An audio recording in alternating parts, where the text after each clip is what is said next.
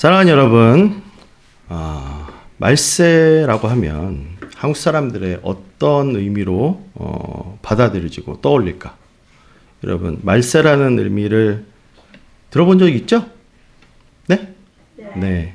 일단에 말세야 하면 어떻게 이런 일이 일어나냐?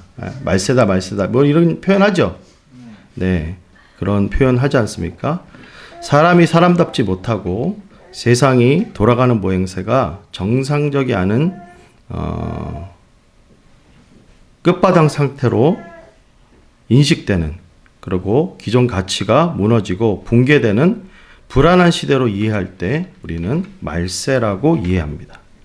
그래서 말세는 또 종교적으로 봤을 때 세상이 끝나는 때를 말할 때 말세라고 쓰죠. 그렇죠? 그래서 한국 사람의 정서에는 이 말세라는 표현이 굉장히 부정적으로 무서운 때, 그런 거를 가리키는 것이죠.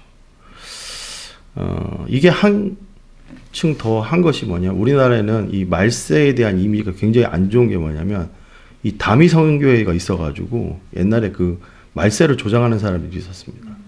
그래가지고 그것 때문에 더 좀 이미지가 안 좋아요. 근데 그 당시 이제 예수님 당시에는 이 말세라는 그런 어떤 이해가요, 우리랑 조금 달랐습니다. 굉장히 그때는 독특한 이해가 있었어요. 당시 유대인에게는 말세는 우리처럼 단순한 어떤 세상의 끝이라는 개념이 아니었습니다. 그들에게 말세는 메시아가 오는 때라고 이해가 됐었어요. 언제라고요? 메시아가. 그러니까 유대인들은 메시아가 오시면서 기대하는 현상들이 자연스럽게 생기겠죠.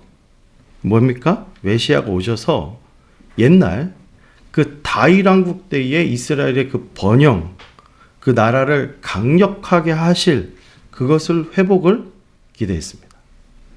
두 번째는 메시아가 오면 지금 이 성전이 더럽혀졌는데 그 더럽혀진 성전을 회복시킬 것을 기대했어요.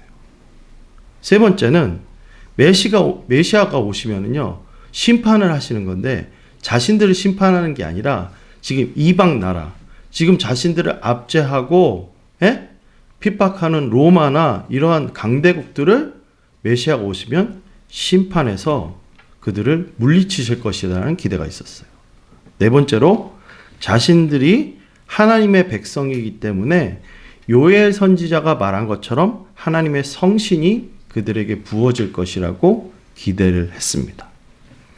당시 유대인에게는 말세라는 개념은 자기 민족을 위해서, 자기 민족이 뭐죠? 하나님의 백성이잖아요. 그래서 온전한 회복이 되는 그런 때로 말세를 이해하는 거죠. 우리랑 굉장히 다르죠. 그렇죠? 그래서 한마디로 말해서 유대인들에게는 엄청나게 좋은 때가 어떤 때였어요? 말세라는 개념이었습니다. 이러한 오해를 베드로는 정확하게 알고 있었던 겁니다. 그래서 베드로는 한 민족의 유익을 위한 날이 말세가 아니라는 것을 우리에게 교정해 주고 싶었어요. 그 당시 유대인들에게. 그러면서 말세의 특징을 다음과 같이 설명하는데, 우리가 지난주에도 봤죠? 내 영을 모든 육체에 부어준다. 그러니까 베드로는 말세를 어떻게 설명하는가 보면, 말세라는 때는 하나님이 이 자기 백성을 새롭게 회복시키시는 때라고 설명합니다. 그러니까 베드로는 하나님께서 성령을 사람에게 부으시면 신기한 현상만 일어나는 것이 아니라, 그런 어떤 장식만 드러나는 것이 아니라 하나님의 백성을 새롭게 하여서 새 언약 가운데 세운다는 그런 어떠한 증거였어요. 증거라고 지금 설명하는 겁니다. 그래서 이 모든 육체라는 말은 매우 중요한 단어인데, 요에서는 이 말세라는 때에 성령이 어떤 소수 지도자에게, 어떤 소수의 사람들에게 임하는 것이 아니라 아들, 딸, 젊은이, 늙은이, 남종, 여종에게까지 임한다고 말씀했죠. 그렇죠?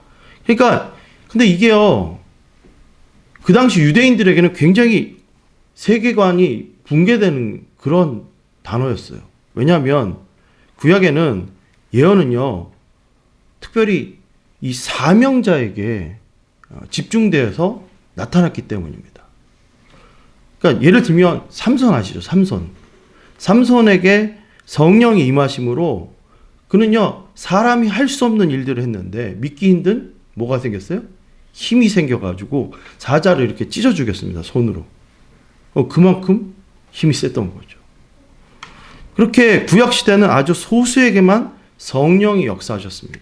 그런데 말세에는 하나님이 내 백성 전체에게 성령을 부으셔서 모두가 뭘 한다고요? 예언한다는 겁니다. 그러니까 예언이라는 것은 우리가 흔히 오해하는 게 점쟁이처럼 미래를 맞추거나 뭐 그런 거를 말하는 거 아니에요. 너 회개 안 했지? 죄 지었지? 이렇게 말하는 게 예언이 아닙니다. 그게 예언이 아니에요. 하나님의 뜻과 하나님이 행하시고 하나님이 하시고자 하는 일을 선포하고 증언하는 선지자적 사명을 가리켜 예언한다는 것입니다. 이걸 기억하셔야 돼요.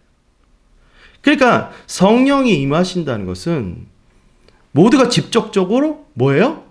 하나님이 하시는 일을 말한다는 겁니다. 이것은 당시로서는 굉장히 큰 센세이션적인 충격적인 메시지였어요. 왜냐하면 유대인들은요, 함부로 하나님의 말을, 하나님의 말씀, 특별히 이 토라를 함부로 말하는 것에 있어서 굉장히 두려워했습니다. 그리고 그 말씀을 다룰 때 보면요, 그 읽기는 같이 읽지만 그거를 해석해 주는 사람은 서기관이나 율법 해석학자들만 그거를 알려줬어요. 그래서 굉장히 소수에게만 그런 특혜가 주어졌기 때문에 이걸 모든 사람이 말한다는 것은 그들의 세계관을 흔드는 얘기였어요. 실제로 오순절날 성령이 임하시고 나서 가장 크게 바뀐 역사가 뭐냐? 제자들이 전체가 120명이 전체가 뭘 말했다고요? 하나님의 큰 일을 다른 나라 언어로 말하기 시작했다는 거예요.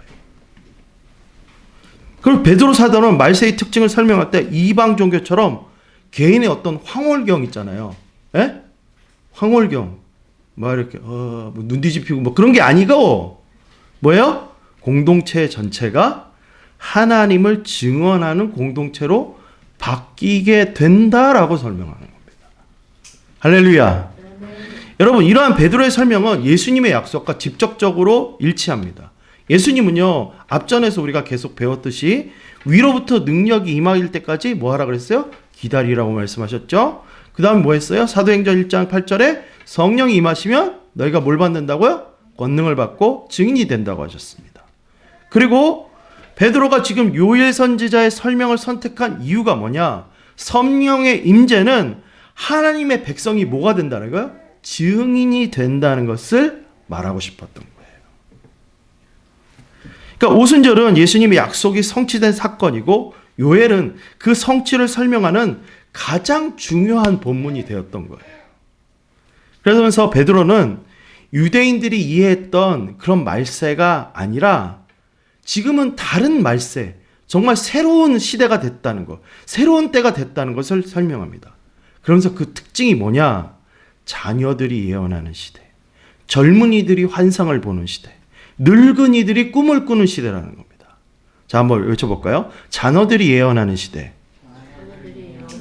젊은이들이 환상을 보는 시대, 늙은이들이 꿈을 꾸는 시대. 사랑하는 여러분, 예수 그리스도가 이루신 구원을 경험한다는 것은 이제까지 없었던 새로운 역사를 한 사람의 삶의 가슴 속에 담는 과정입니다. 믿으십니까? 그래서 예수를 믿게 된다는 것은 성령을 받게 된다는 것인데 그 성령을 받은 사람은 무엇보다도 예수님이 주신 꿈을 갖게 되는 게 공통된 특징이에요. 요한복음 16장에 그것을 예수님께서 설명하셨어요. 우리가 눈을 읽었기 때문에 제가 설명 안 합니다. 근데 16장에 보면 성령이 오셔서 하는 일이 뭐냐? 예수님께서 하신 것을 누구에게 깨닫게 한다고요? 그의 백성들에게 깨닫게 하신다는 겁니다. 여러분, 예수님의 꿈이 뭡니까? 하진아, 예수님의 꿈이 뭐야? 와, 맞습니다. 바로 모든 족속과 방언이 하나님 앞에 돌아오게 되는 꿈을 꾸는 겁니다. 할렐루야. 요한계시록은 이 예수님의 꿈을 이렇게 설명합니다.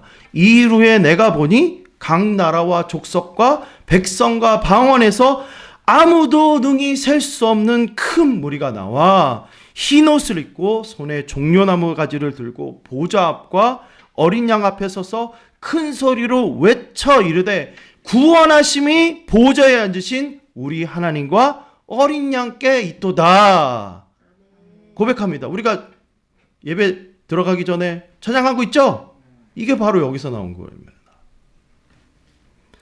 성령님은 이러한 예수님의 꿈이 제자들을 통해 구체적으로 일어날 수 있도록 도우시는 분임을 믿습니다. 그러니까 그래서 성령이 임하시면 어제까지 아무런 삶의 방향이 어떤 사람이요, 개인의 꿈이요, 잘 먹고 잘 되고 돈 많이 벌어서 어려움 없이 사는 그러한 꿈을 꿨던 사람들이, 그걸 원하던 사람들이 성령이 임하시면요 확실히 변하게 되는 게 뭐냐, 영안이 열려져서 하나님의 꿈을 내 가슴 속에 담게 되는 거예요. 제가 좀 사례를 좀 가지고 와봤어요. 여러분, 언더우드 선교사님은요 4살에, 몇 살에요? 4살에 인도 선교사님의 간증을 듣고 가슴 속에 나는 선교사가 되겠다고 말을 하기 시작했어요. 그리고 그는 인도를 가기 위해서 현지 언어를 습득하고 의술까지 익히는 그러한 선교 준비를 청년까지 계속했습니다. 그런데 어느 날 그가 일본에서 사역하던 올드만 선교사님으로부터 당시 이 복음의 불모지인 조선에 관해서 듣게 됐어요.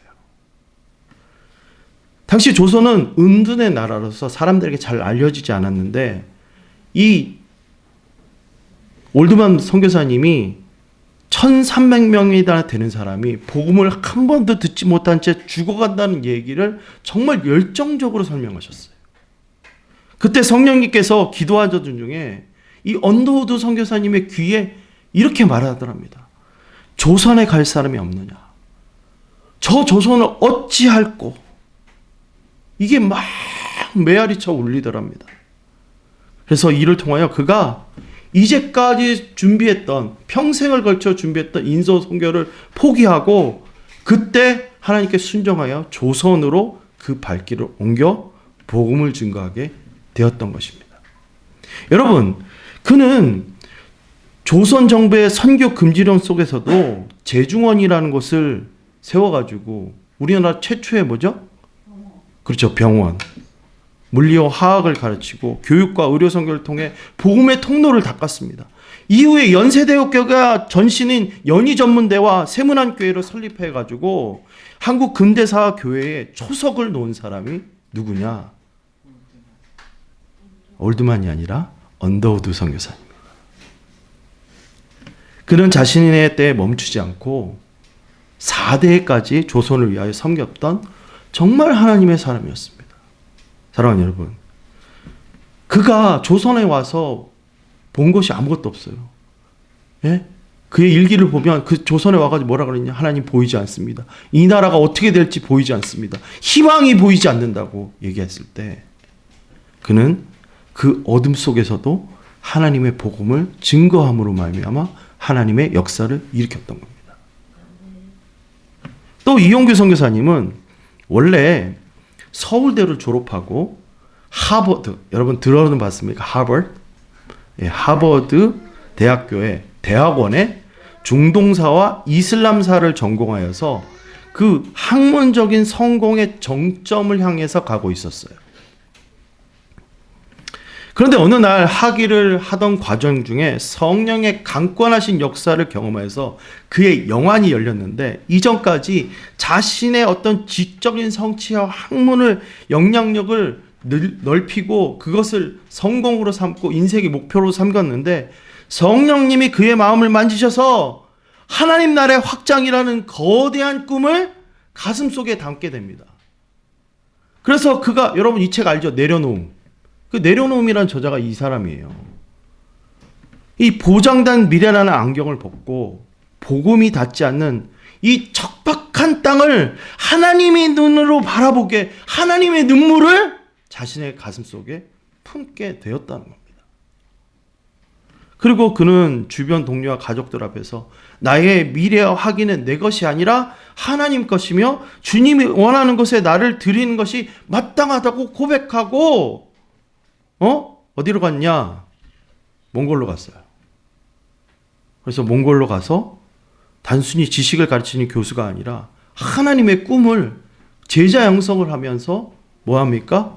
그렇죠. 지금도 후배 양성을 하며 그 꿈들을 이뤄나가고 있습니다.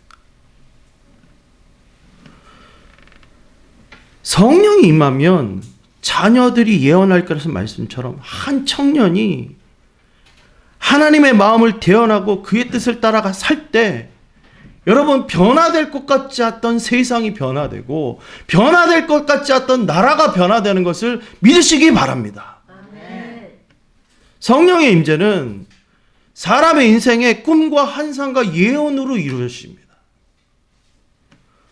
이러한 성령의 역사가 여러분에게 임하기를 원하지 않으십니까? 안 원해요? 원하죠. 그렇다면 여러분 성령의 임재를 사모하시기를 간절히 바랍니다. 아멘. 교회 생활의 시작과 끝은 언제나 성령을 사모할 때 가능했습니다. 나는 안동교회 모든 성도들이 이러한 성령의 역사가 나타나서 하나님의 꿈, 하나님의 일에 대한 환상, 그리고 하나님의 나라에 대한 예언이 삶에 드러나게 되기를 간절히 축원합니다. 여러분 그 다음으로 베드로는 말세의 특징을 뭐라고 설명하냐? 19절 20절에 보면 또 내가 위로 하늘에서는 기사를 아래로 땅에서는 징조를 베풀리니 곧 피와 불과 연기로다. 주의 크고 영화로운 날이 이르기 전에 해가 변하여 어두워지고 달이 변하여 피가 되리라. 여러분 사도 베드로는 이 말세의 특징을 설명할 때 앞에서 하는 다른 좀 무서운 문장을 굳이 함께 말했어요. 그렇죠? 네. 그래서 요에서의 이러한 표현은 어떤 과학적 천문의 예고가 아니라 예언자적 심판에 관한 얘기입니다. 그러니까 하나님이 역사를 흔들 때 성경은 우리가 종종 뭐라고 표현하냐? 우주가 흔들릴 것 같은 언어로 그 장엄함과 위험함을 나타냅니다. 심판은 단지 개인의 감정의 문제가 아니라 하나님께서 세상의 질서를 바로 세우는 일이기 때문에 그 문제는 굉장히 진지한 것입니다. 믿으십니까? 칼빈은 이 덕목에 대해서 뭐라고 표현하냐? 사람들 어디를 보아도 두려움이 휩싸일 만한 엄중한 경고를 주어 인간을 잠에서 깨우는 말씀이 바로 지금 이 말씀이라는 겁니다. 그러니까 우주적 징조는 공포를 즐기자가 아니라 회개를 미루지 말라는 촉구입니다. 사도 베드로가 굳이 말세의 특징을 설명할 때 또 내가 위로 하늘에서는 기사를 아래로는 땅으로는 징조를 베풀리니 곧 피와 불과 연기로다. 주의 크고 영화로운 날이 이르기 전에 해가 변하여 어두워지고 달이 변하여 피가 되리라 이렇게 말한 것은 말세가요 먼 미래가 아니라 지금 나에게 해당되는 그러한 때라는 것을 강조하는 거예요. 말세라는 때는 하나님이 역사 속으로 들어오는 그때를 말하는 거예요. 하나님이 자신의 뜻을 세계 만물 가운데 특별히 그러한 사람에게 드러나는 그런 때를 말하는 겁니다. 그러니까 하나님이 사람의 삶에 개입하시면 사람이 선택해야 될 결과가 뭐죠? 그렇죠. 더 이상 중립이 없습니다. 반드시 뭘 경험해야 돼요? 그렇죠. 그래요. 역사를 결정적으로 개입하셔서 악을 심판하시고 자기 백성을 회복시키는 그러한 때가 바로 무슨 때예요? 그렇죠. 말씀입니다. 심판의 날, 주의 날이라고 이런 개념과 맞물려 가지고 말세는 우리에게 뭘 나타내느냐? 바로 지금 하나님이 너에게, 나에게, 우리에게 결정을 내리는 때라면 나는 하나님 앞에서 어떻게 서 있을 것인가? 그 질문을 하는 거예요. 요엘서 2장 자체가 어떤 구조를 갖고 있느냐? 먼저 회개를 촉구합니다. 옷을 찢지 말고 마음을 찢고 여호와께 돌이켜라. 그 다음에 하나님의 회복을 약속하시고 성령을 부어주시겠다고 약속합니다. 그 뒤에 뭐가 나오냐? 피와 불과 연기로다. 해가 어두워지고 달이 피가 된다. 그러니까 너희가 해야 될 건 뭐냐? 누구든지 여호와의 이름을 부르는 자는 구원을 얻는다라는 것입니다.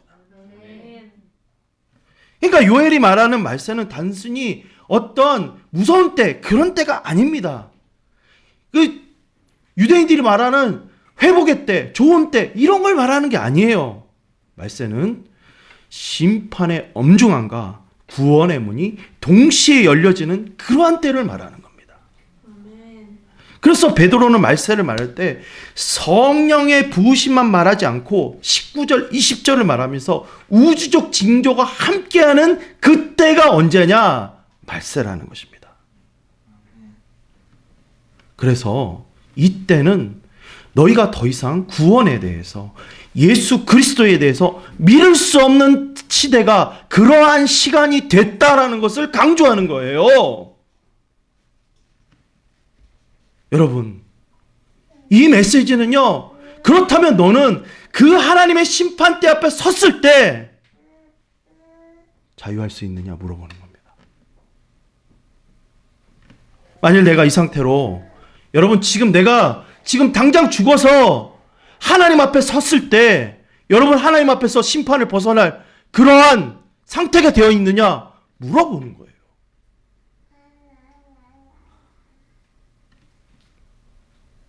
지금 베드로가 뭘 우리에게 강조합니까? 누구든지 주의 이름을 부르는 자는 뭘 받는다고요? 구원을 받는다. 구원. 여러분, 저는요, 이 21절이요, 이 인생의 전부라고 생각합니다. 내 인생의 전부가 뭐냐? 바로 이겁니다. 예수 그리스도의 이름을 부르는 것, 예수님이 이루신 구원을 믿는 것, 예수님께서 나를 위해 상하시고 찢으신 그 십자가를 아는 것이 나는 정말 내 인생의 전부라고 생각합니다. 사도 바울은 그의 인생에 단 한 가지 슬로건을 외쳤어요. 그게 뭐냐? 그러나 내게는 우리 주 예수 그리스도의 십자가 외에 결코 자랑할 것이 없다. 그리스도로 말미암아 세상이 나를 대하여 십자가에 못 박히고 내가 또한 세상에 대하여 그러하리라. 요즘 여러 가지 생각을 하고 우리 교회에 대해서 많은 생각을 합니다. 근데 제가요, 우리 제자훈련을 통해서 얘기하는 그 사도행전적 교회를 읽으면서 정말 눈물을 많이 흘렸어요. 다시 읽을 때 가슴이 뛰었어요. 내가 정말 얼마나 악하고 게으른 사람인지 내 마음이 참담해가지고 가슴이 녹아져 내리는 것 같았어요. 오늘 이 교회가, 이 교회 백성 가운데 변화가 없다는 것은, 여러분, 우리가 진짜 예수님에 대한 열정이 너무 없는 거 아닙니까? 정말 우리가 예수님을 사랑한다고 하면, 예수님이 나의 전부라고 하면 정말 내가 귀한 거 그거 못 드립니까? 여러분, 하용조 목사님은 예수님을 사랑하기 때문에 그가 폐렴이 걸릴 때까지 전도하고 또 전도하고, 도대체 우리는 내 심장 가운데 예수님을 사랑하는 그 심장이 있는지 부끄러울 정도로 도대체 우리는 예수님을 너무 밋밋하게 믿고 있는 것 같아요. 내 소원은 우리 안디옥 교회 성도들이 정말 예수님의 십자가의 사랑을 뜨겁게 경험하는 데 있습니다. 오직 예수 그리스도만이 나의 전부구나, 그렇게 고백하는 우리 안디옥 공동체가 되기를 간절히 바랍니다. 그래서 누구든지 주의 이름을 부르는 자는 구원을 받으라는 이 말이 우리의 삶에 어떤 정말 슬로건이 될 뿐만 아니라 누구를 만나든지 그것을 증거할 수 있는 그런 우리 안디옥 교회가 되기를 간절히 바랍니다. 그게 진짜 제 소원이에요. 나 진짜 소원이 딱 그게 하나야. 예수님 때문에 행복하고 예수님 때문에 오늘 정말 기쁘게 살아가는 인생, 정말 오늘 마지막이라고 할지라도 내가 지금 죽는다 할지라도 예수님을 위해 사는 것이 정말 즐겁구나 이렇게 고백하는 우리가 돼야 될 줄 믿습니다. 베드로 사도가 지금 설명한 이 말세의 성령의 임재를 경험한 자들은 자신의 삶에 있어서 예수님의 꿈은 나의 꿈이었던 거예요. 그래서 내가 원하는 내 꿈을 향한, 내가 원하는 것을 위해 가는 인생이 아니라 정말 예수님의 꿈이 나의 인생이구나 하면서 삶을 순종했던 겁니다.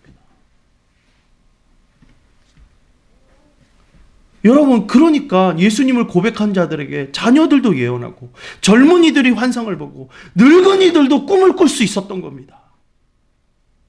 내 꿈이 아니라 예수님의 그 꿈을 전 세대가 꿈꿨던 겁니다. 저는 이 꿈이 우리 안디옥 교회의 꿈이 되기를 간절히 바라는 것입니다.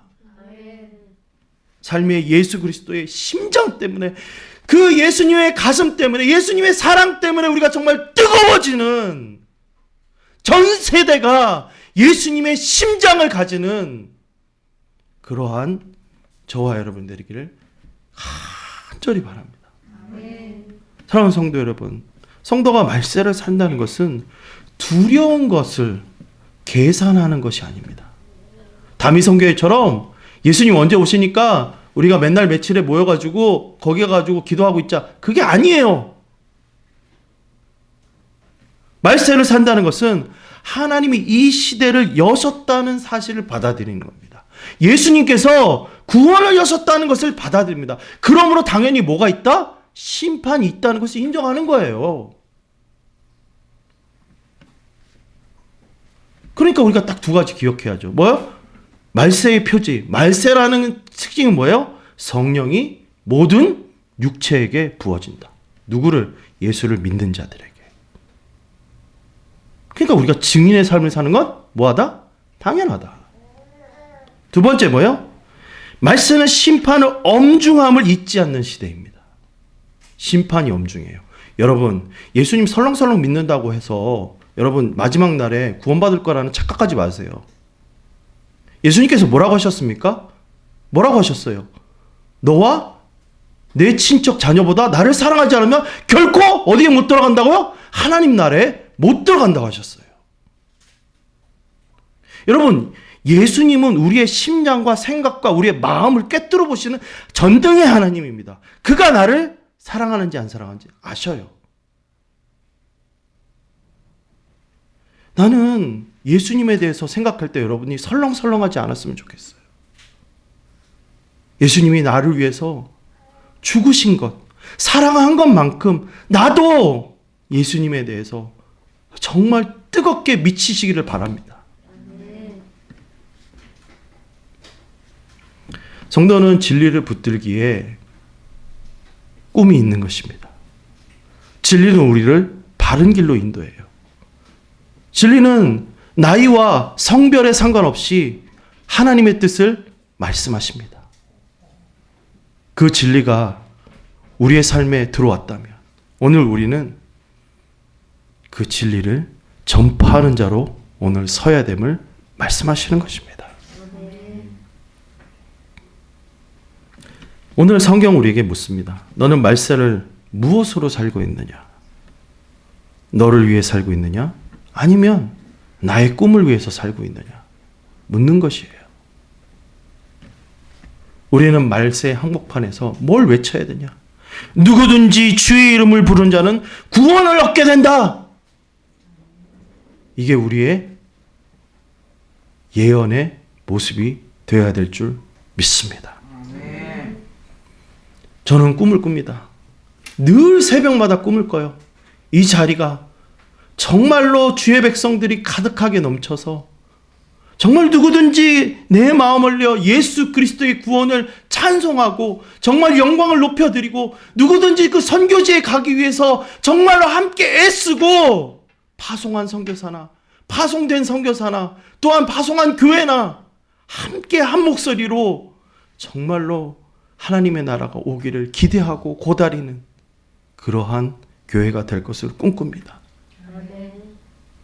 우리에게 주신 그 꿈은 허망한 꿈이 아니라 이루어질 꿈인 줄 믿습니다.